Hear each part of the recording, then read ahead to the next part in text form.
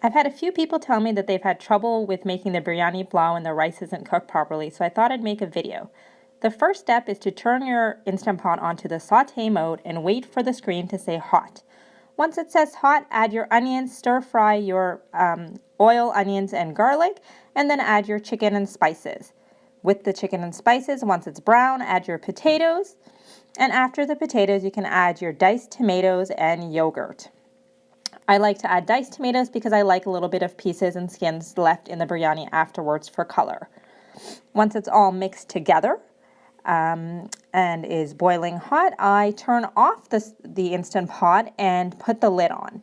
I make sure that the lid's knob is turned to sealing, and then I set the Instant Pot on manual pressure for 4 minutes.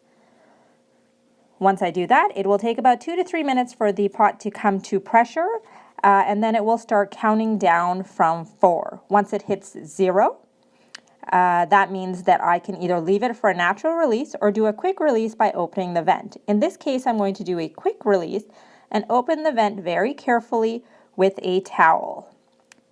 In this case, for me, it took about 2 minutes for all of the pressure to do a quick release. And then I could open the pot.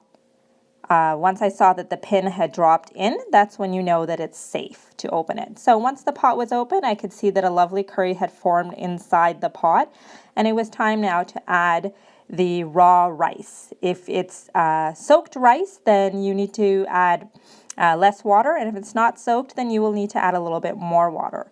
So I spread out the rice in there and I added some salt so that the rice isn't bland. And then I added enough water for it to be covered by up to about 1 centimeter with liquid.